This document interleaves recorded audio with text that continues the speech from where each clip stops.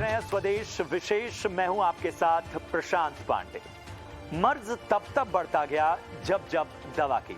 Delhi NCR में pollution के कहर के बारे में तो फिलहाल यही कहना सही होगा, हवा में फैले जहर से निजात पाने के सारे जतन अभी तक नाकाफी साबित हो रहे हैं। ऐसे में एक नया रास्ता निकालने की तैयारी की जा रही है। दिल्ली में प्रदूषण की इस गंभीरता को देखते हुए दिल्ली सरकार ने लोगों से घर से ही काम करने की अपील की है, यानी वर्क फ्रॉम होम। यही नहीं, कंपनियां भी इस माहौल में वर्क फ्रॉम होम देने पर विचार कर रही हैं, उसके लिए प्लानिंग कर रही हैं। दिल्ली सरकार में पर्यावरण मंत्री गोपाल राय ने दिल्ली वालों से वाहनों से होने वाले प्रदूषण को कम करने के लिए कार और बाइक पूल जैसे तरीकों को अपनाने की अपील की है, ताकि सड़कों पर व्हीकल का लोड कम हो और जो पोल्यूशन है वो कम निकले। लेकिन हवा में जहर कुछ ऐसा घुला हुआ है कि उसके सामने सिस्टम की लाचारी भी नजर आ रही है। हर दिन एक नया उपाय सामने आता है, लेकिन अगले ही दिन जब हम आंकड़ों को देखते हैं, जब एयर क्वालिटी इंडेक्स को देखते हैं, तो वहां पर कुछ भी सुधार नजर नहीं आता। ऐसे में क्या बढ़ते पोल्यूशन का वर्क फ्रॉम होम एक बड़ा सोल्यूशन हो सकता है?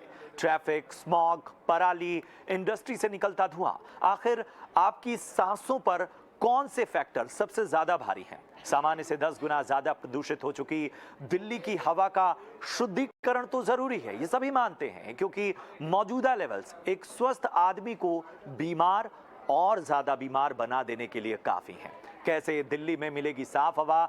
जो एक्शन प्लान है उसमें सच में एक्शन है या सिर्फ ये खाना पूर्ति है? इन सभी पहलुओं पर करेंगे एक्सपर्ट से खास चर्चा, और इस चर्चा में मेरे साथ खास मेहमान जुड़ रहे हैं। हमारे साथ हैं डॉक्टर मयंक सक्सेना, आप हैं senior consultant pulmonology max hospital से। बहुत बहुत स्वागत डॉक्टर मयंक आपका। और इसके साथ ही हमारे साथ और भी खास मेहमान जुड़ रहे हैं। गुफरान बेग साहब हैं, फाउंडर प्रोजेक्ट डायरेक्टर सफर से, और इसके साथ हमारे साथ जाने माने पर्यावरणविद विमलेंदु झा भी जुड़े हुए हैं। आप सभी का बहुत बहुत स्वागत। सबसे पहले विमलेंदु जी, मैं आपके पास आना चाहूँगा। जिस तरह से आज हम देख रहे हैं कि हर दिन एक नया उपाय अपनाया जाता है, लेकिन उसके बावजूद प्रदूषण का स्तर जो है वो और ज़्यादा खराब होता जा रहा है। कैसे इस पूरी व्यवस्था को, क्या हम ये मान लें कि जो सिस्टम जिस तरीके से काम कर रहा है उसमें बार बार तात्कालिक उपाय ज़्यादा अपनाए जा रहे हैं, बल्कि जो बड़े उपाय होने चाहिए वो नज़र नहीं आ रहे हैं?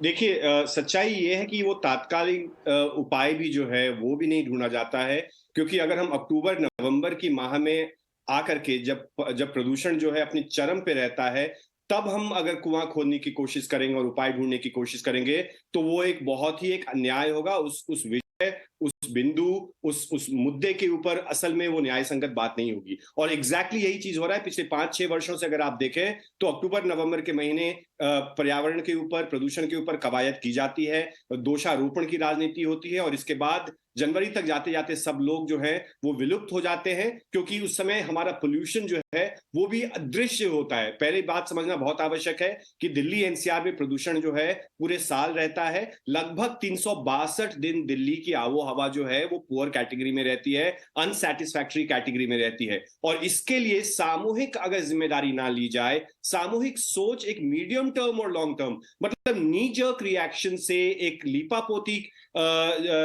जैसी कदम उठाने से इस गंभीर समस्या, और मैं इसको गंभीर समस्या कोविड से भी ज्यादा गंभीर समस्या इसलिए कहता हूं क्योंकि हर वर्ष जो है 15 से 16 लाख लोग मरते हैं वायु प्रदूषण से भारतवर्ष में। और ये सिर्फ नॉर्थ इंडिया, सिर्फ दिल्ली की समस्या नहीं है, पूरे के पूरे नॉर्थ इंडिया की समस्या है। तो जब तक एक सामूहिक जिम्मेदारी, सामूहिक सोच, सामूहिक एक कोलैबोरेटिव कंटिन्यूअस जो एफर्ट है, जब तक हम उसके बारे में चर्चा नहीं करेंगे, जब तक वो पेरिनियल सोर्सेस है। आपने देखा होगा कि पिछले 5 वर्षों में जब भी प्रदूषण के बारे में चर्चा होती है तो विंटर स्मॉग के बारे में चर्चा होती है, और पराली के बारे में जाकर के हमारी गाड़ी जो है, हमारी घड़ी की सुई जो है वो रुक जाती है। पराली को रुकना चाहिए, ऑफ कोर्स रुकना चाहिए। 40 से 45 दिन जो है पराली का कंट्रीब्यूशन लगभग 1% से 35% या 40% तक जाता है, और सफर के रिप्रेजेंटेटिव हैं वो आपको बताएंगे। लेकिन दिल्ली में जो बाकी 300 दिन जो दिल्ली का प्रदूषण है वो दिल्ली का अपना है, दिल्ली एनसीआर का अपना है, चाहे वो ट्रांसपोर्ट हो,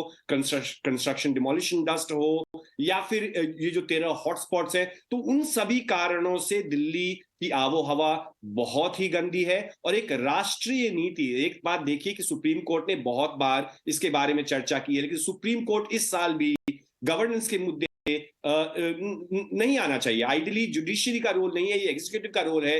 केंद्र सरकार और राज्य सरकारें मिलकर इस गंभीर समस्या, जिससे लोगों की मोर्टेलिटी और लोगों की मोर्बिडिटी इफेक्ट होती है, और खासकर बच्चों की, उसके बारे में चर्चा करनी चाहिए थी। बिल्कुल, बहुत पिन पॉइंट आपने पकड़ा है। और जिस तरह से हम देख रहे हैं, अगर हम आपने जो बात कही कि इसको कोविड महामारी से ज़्यादा खतरनाक मानना चाहिए, क्योंकि अगर हम इस दौर में प्रदूषण की वजह से लोगों को वर्क फ्रॉम होम दे रहे हैं, बच्चों को पार्क में खेलने नहीं जाने दिया जा रहा है, कहा जा रहा है कि उनकी सांसों पर ये भारी हो सकता है, तो ये वाकई चिंताजनक बात है।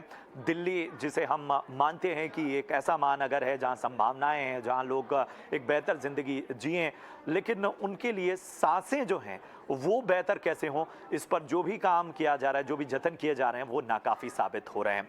हमारे साथ सफ़र के रिप्रेजेंटेटिव, सफ़र के founder, project director Gufran Baig साहब भी जुड़े हैं। गुफरान बेग साहब, एक चीज़ मैं समझना चाहूँगा, मैं बहुत सारी रिपोर्ट देख रहा था, इसमें अलग अलग फैक्टर्स जो बताए जा रहे हैं, पराली को सबसे बड़ा विलेन बना दिया जा रहा है। किस तरह से देखें इसे, कितना कंट्रीब्यूशन है अगर हम पोल्यूशन में देखें पराली का, और इसके साथ ही क्या जो एक्शन प्लानिंग हो रही है, क्या जिस तरह की कोशिशें हो रही हैं वो उनमें एक्शन ही है, प्लानिंग ज़्यादा नज़र नहीं आ रही?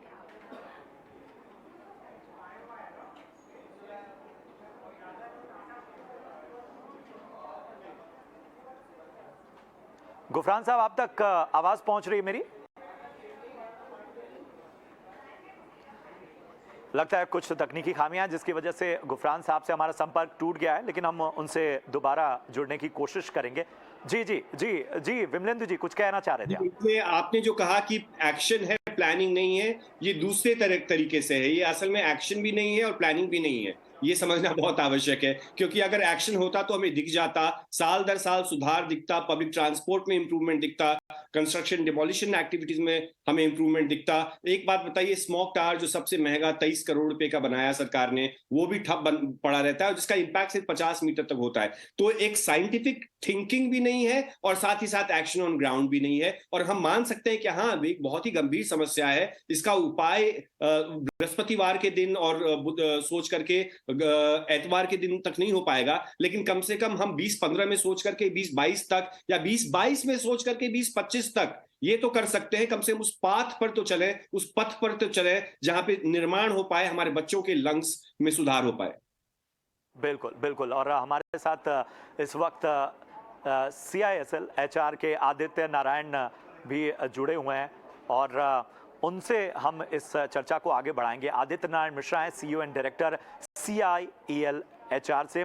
और चूंकि इस पूरे पहलू में सबसे बड़ा फर्क आया है, जिस एक्शन की बात की जा रही है वर्क फ्रॉम होम की, उस पहलू को समझना चाहेंगे। आदित्य, पॉल्यूशन के बढ़ते खतरे के कारण जो वर्क फ्रॉम होम फिर से देने की अपील की जा रही है, कितना प्रैक्टिकल डिसीजन मानते हैं आप? और जब ज़्यादातर ऑफिस से काम करने का स्ट्रक्चर दे चुके हैं, कई जगह मैं रिपोर्ट्स पढ़ रहा था कि जहां पर एयर प्यूरिफायर लगाए गए हैं, इसके अलावा ऐसे प्लांट्स लगाए गए हैं जो ऑक्सीजन की मात्रा बढ़ाते हैं, फिल्टर्स लगाए गए हैं, कोशिशें सारी हो रही हैं, ऐसे में कितना चैलेंजिंग होगा अब दोबारा लोगों को वर्क फ्रॉम होम देना और फिर से लोगों को उस हिसाब से स्ट्रक्चर में ढालना?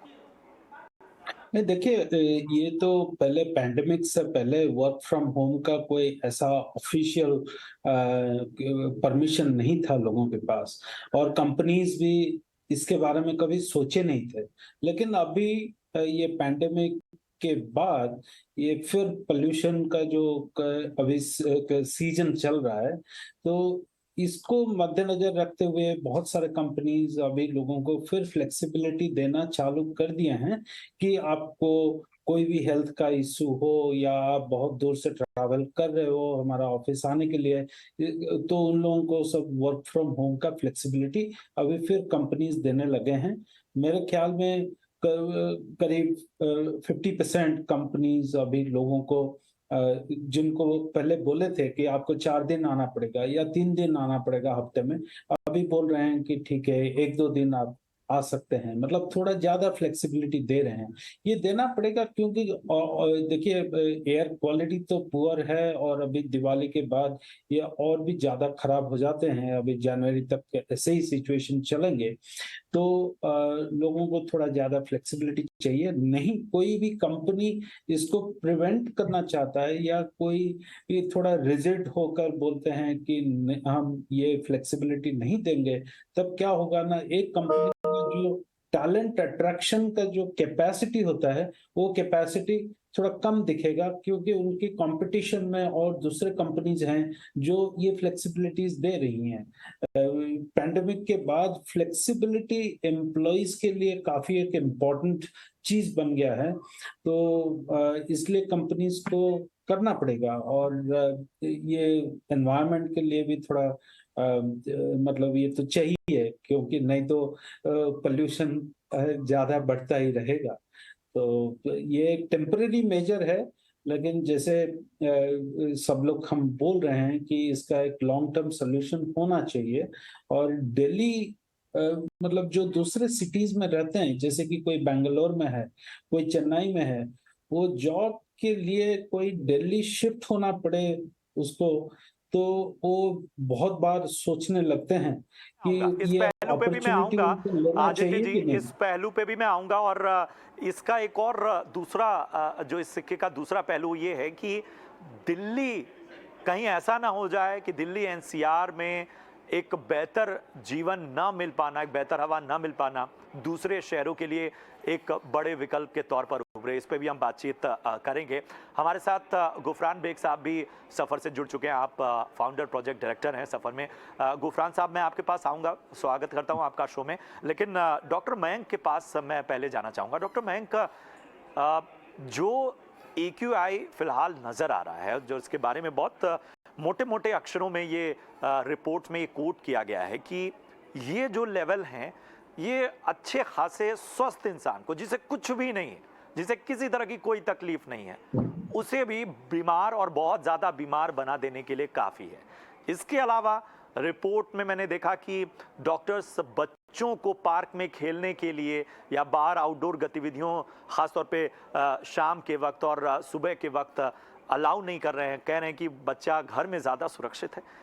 ये बड़ी चिंताजनक स्थिति बनती जा रही है। मेरे ख्याल से बहुत सारी शिकायतें आपके पास आती होंगी, आप रोज मरीजों से मिलते होंगे।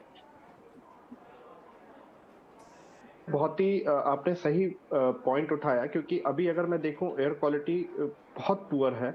और जैसे अगर हम लोग एयर क्वालिटी इंडेक्स देखते हैं, अगर हम विदेशों से और इंडिया को भी कंपेयर करें, तो विदेशों में आमतौर पे हम लोग 100 के नीचे एयर क्वालिटी इंडेक्स देखते हैं, बट यहाँ पे तो जैसे अभी पिछले जो मैं बात सुन रहा था उनमें बिल्कुल सही बात की, 312 दिन अभी हमारे यहाँ पॉल्यूशन का स्थिति रहता है इंडिया में।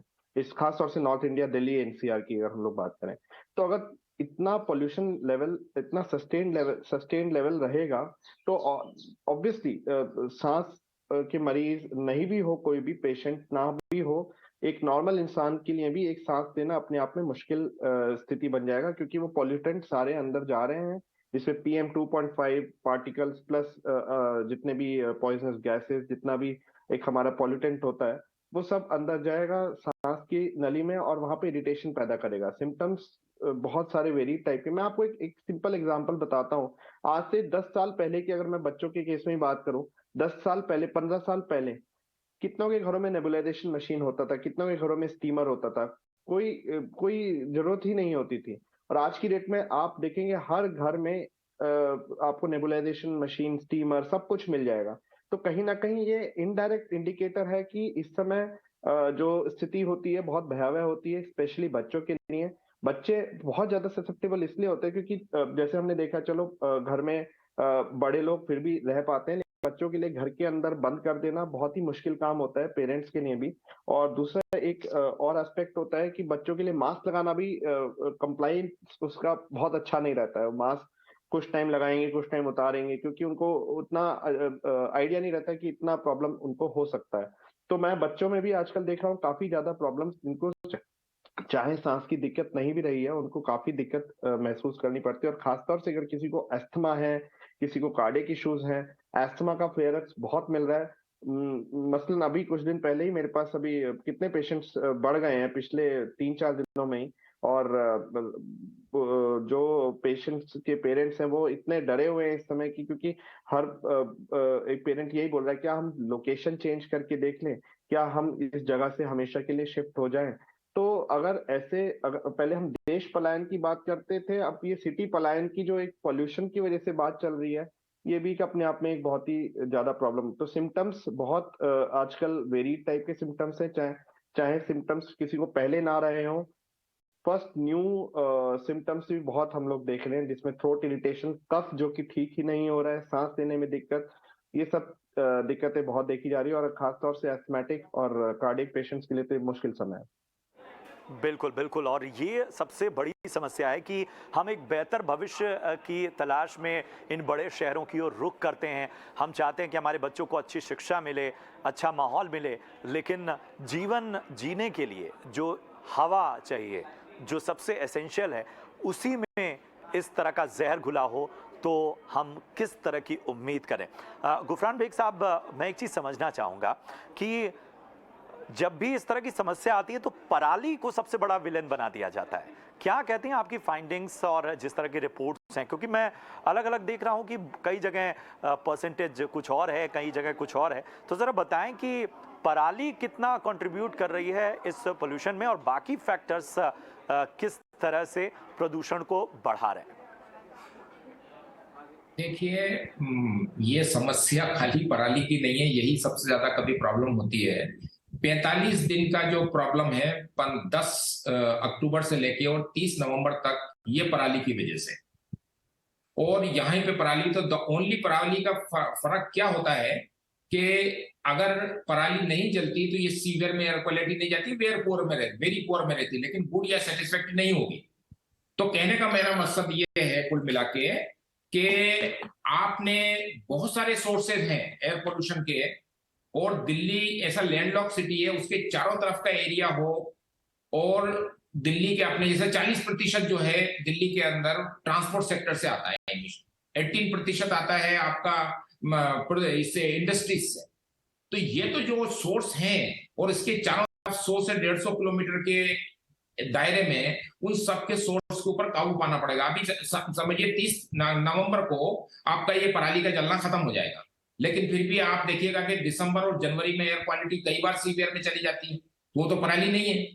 तो मेरा कहने का मकसद क्या है कि दीपावली हुई या पराली हुई, ये चीजें सिर्फ एग्रीवेट करती हैं। दीपावली तो सिर्फ एक दिन के लिए एग्रीवेट करती है, लेकिन ये बात अलग है, उसके अंदर टॉक्सिक केमिकल्स इतने होते हैं कि वो हेल्थ में बहुत ज्यादा नुकसान करते हैं।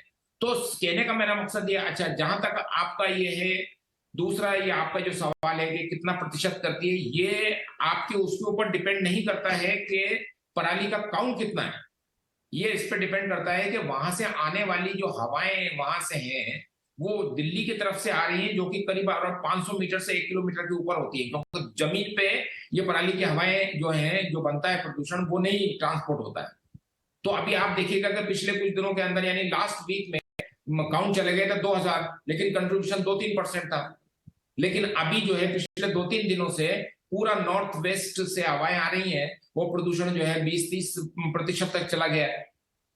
तो ये सवाल ये है कि वेदर के ऊपर बहुत डिपेंड करता है, इसीलिए आपके पास में अलग दिन के अलग आंकड़े आते हैं।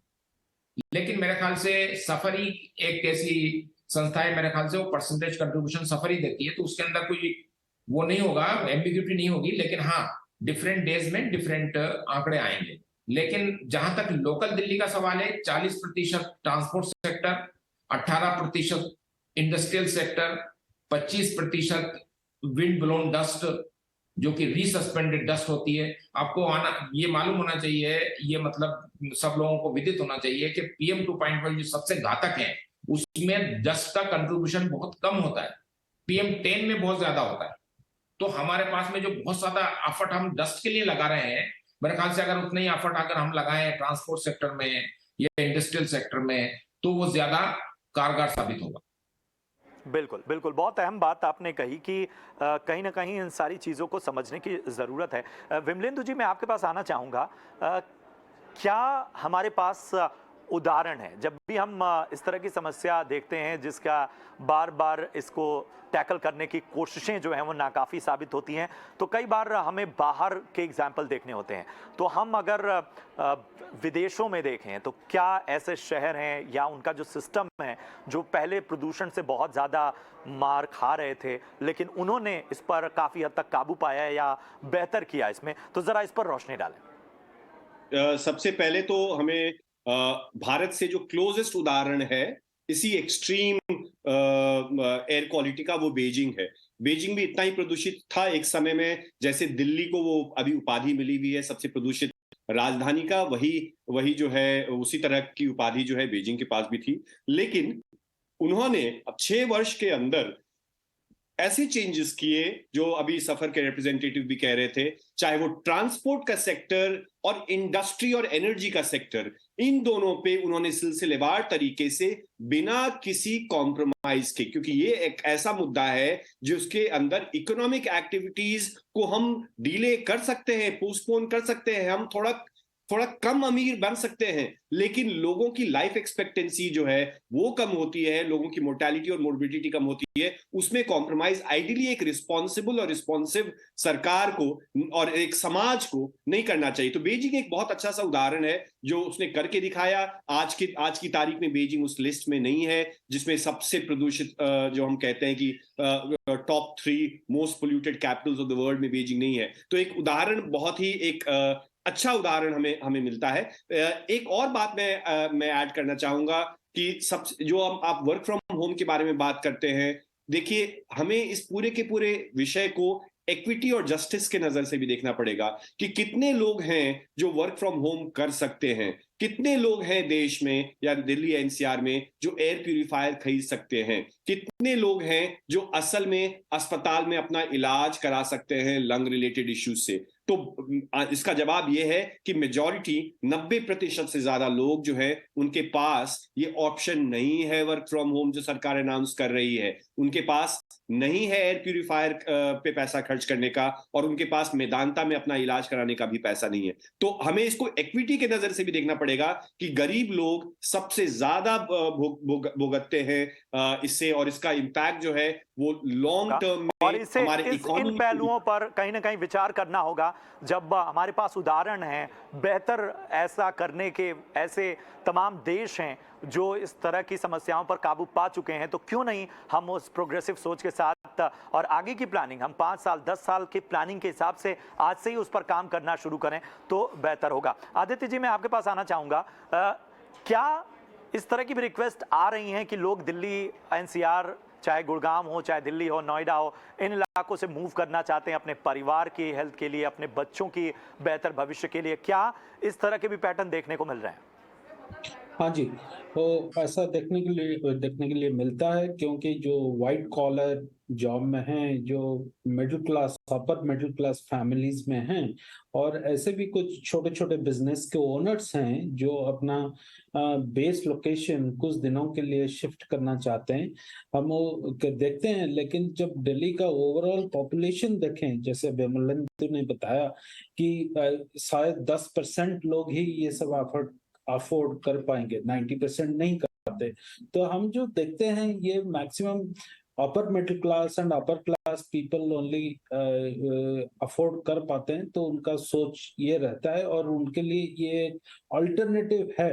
लेकिन बहुत सारे लोग हैं जो जूनियर लेवल में काम करते हैं या फैक्ट्रीज में काम करते हैं, उनको ये सब अपॉर्चुनिटी नहीं मिलता है। वो लोग इसलिए शायद चाहते होंगे लेकिन ये एक्सप्रेस नहीं करते हैं क्योंकि ये प्रैक्टिकल नहीं है उनके लिए।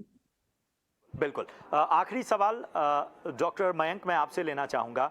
किस तरह की हिदायत इस खराब हवा के माहौल में आप स्पेशली बच्चों को, महिलाओं को और जो हमारे एल्डरलीज हैं, जो हमारे बुजुर्ग हैं, उन्हें देना चाहेंगे? सबसे पहले तो जैसे आप अपना हमेशा जैसे सफर बहुत एक अच्छा काम कर रहे हैं, उनका एयर क्वालिटी इंडेक्स काफी एक्यूरेट होता है, आप हमेशा उसको फॉलो करें कि एयर क्वालिटी इंडेक्स कैसा चल रहा है। अगर वो 200 के ऊपर है तो अवॉइड करें आउटडोर वॉक को। आउटडोर जो अपना मॉर्निंग इवनिंग वॉक्स है वो टाइम को आपको अवॉइड करना पड़ेगा। दूसरा चीज, खासतौर से अगर आपको बाहर निकलना भी पड़ रहा है तो N95 मास्क का उपयोग करें, जिससे कि जितना भी डैमेज कंट्रोल हम लोग कर सकते हैं वो हम लोग करें। बच्चों के केस में खास तौर से जो स्कूल्स वगैरह अगर खास तौर से किसी को एस्थमा या किसी को कार्डियक या कोई भी इश्यूज हैं, ऑलरेडी एक प्री एग्जिस्टिंग डिजीज है, तो बच्चे अगर स्कूल में जैसे असेंबली हो गया या कॉमन एरियाज हो गए, लाइक आउटडोर कैंप्स हो गए, उनको अवॉइड करना बहुत जरूरी रह जाता है। ऑनलाइन क्लासेस भी एक अच्छा एक ऑप्शन हो सकता है। तीसरा चीज ये जो एल्डरली वो है, अगर एयर प्यूरिफायर घर में है तो आप इस टाइम पे उपयोग कर सकते हैं। बहुत एक नोशन चलता है एयर प्यूरिफायर के तो आदत लग जाएगा, ये छूटेगा नहीं है, ऐसा नहीं। आप उसको एक जैसे एक proper air purifier with HEPA, बिल्कुल, जो भी आपके पास विकल्प हैं अगर आप कर सकते हैं तो उसे करिए। समय का मैं माफी चाहूंगा डॉक्टर मयंक, आपको मुझे रोकना पड़ रहा है, लेकिन तमाम मेहमानों का मैं शुक्रिया कहना चाहूंगा। बहुत इंपॉर्टेंट विषय, बहुत ही महत्वपूर्ण विषय, और इस पर जिस तरह की चर्चा होनी चाहिए थी, कोशिश हमारी यही रही है कि उसके हर पहलू पर बातचीत करें। और इस चर्चा का निष्कर्ष यही निकलता है कि जो हमारा प्लान हो, जो हमारी सरकारों का एक्शन प्लान हो, वो तात्कालिक ना हो, उसमें एक सोच नजर आए, आगे की सोच नजर आए। इसके अलावा जो भी एहतियात हम बरत सकते हैं वो बरतें। जो भी तात्कालिक उपाय भी अपनाए जा रहे हैं उसमें नागरिकों की भी ये जिम्मेदारी है कि वो ज़्यादा से ज़्यादा इसमें कंट्रीब्यूट करें। कंपनियों की भी जिम्मेदारी है कि वो इसमें लोगों को बेहतर तरीके से सुविधाएं दें, उनकी सहूलियत का ख्याल रखें, क्योंकि अच्छी हवा सबका अधिकार है। उम्मीद है कि आपको शो पसंद आया हो। फिलहाल दीजिए पूरी टीम को इजाजत। आप देखते रहिए ET Now स्वदेश। नमस्कार।